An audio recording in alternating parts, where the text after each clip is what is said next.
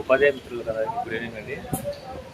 So ఈరోజు ఎక్కువ మన సర్క్యులేషన్లో ఉన్న న్యూస్ ఏమంటే 2014 కానీ 2018 కానీ టీఆర్టీ రాసిన వాళ్ళకు టెట్ అవసరం లేదని చెప్తున్నాము. చాలా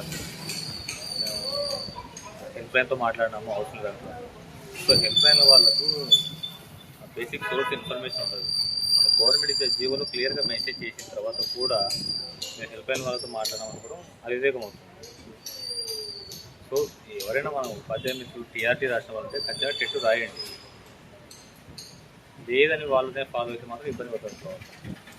అండ్ ఇంకోటి వచ్చేసి కూడా యూనియన్ లీడర్లు మాకు ఎప్పుడే చేస్తున్నారు, మళ్ళీ సపరేట్ టెట్ పెట్టమని దాని గురించి ఆలోచిస్తారని చెప్తున్నారు. సో మనం యూనియన్ లీడర్లు ఎప్పుడు ఏమి ఇచ్చినా కూడా పాజిటివ్గానే తీసుకుంటాం మనం. సో మన మాట వినారు, సానుకూల దృక్పథంగా మాట్లాడినారు, సో త్వరలో ప్రకటిస్తామన్నారు, ఇవన్నీ చెప్తారు కరెక్టే. కానీ నా జీవోలో ఇచ్చేటప్పుడే అండ్ దట్టు లోకేష్ గారు కూడా ట్వీట్ చేసేటప్పుడు ఇన్ సర్వీస్ టీచర్లు మరియు స్టూడెంట్స్ అందరికీ కూడా బెస్ట్ ఆఫ్ లక్ అని చెప్తున్నారు. సో మనం ఆలోచించాలా, మనం యూనియన్ లీడర్లు చేసే ప్రయత్నం వాళ్ళు చేస్తుంటారు, వాళ్ళ ప్రయత్నం వాళ్ళకి, మనం కూడా మనం ప్రిపేర్ కావాలి. అంతేగాని చట్టం చేస్తానే ఒక సంవత్సరం వెయిట్ చేస్తున్నాం. సో ఇది ఎలా ఉందంటే ఇంతకుముందు 3 చేపల కథ అని ఒకటి ఉండేది మనకు, దీర్ఘదర్శి, ప్రాప్తకాలజ్ఞుడు మరియు దీర్ఘసూత్రుడు. సో దీర్ఘదర్శి అనే టీచర్లు ఏమేం చేశారంటే లాస్ట్ టైమే టెట్ రాసుకుని క్లియర్ చేసుకున్నారు. సో పేపర్లు కొంచెం టఫ్ వచ్చినప్పటికీ కూడా వాళ్ళకి మార్క్స్ యాడ్ అయ్యి సో వేరే విధంగా ఎలాగైనా కానీ క్లియర్ చేసుకున్నారు.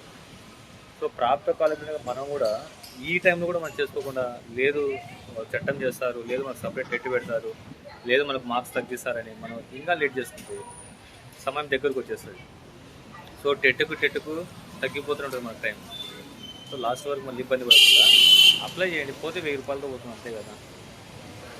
సో అప్లై చేయండి, బాగా చదవండి, ఈజీగా క్లియర్ చేయొచ్చు, ఇబ్బంది ఏం లేదు. సో ఈ ఇన్ఫర్మేషన్ చెప్తానే వీడియో చేయడం జరిగింది ఈ టైంలో.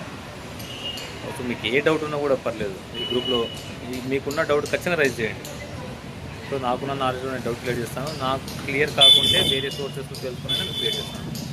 సో మన ఉపాధ్యాయ మిత్రులు నేను చెప్పేది ఒకటే విషయం ఏమంటే టెట్ కంపల్సరీ క్వాలిఫై కావాల్సిందే, దీనిలో ఎటువంటి ఎగ్జామ్షన్స్ లేదు.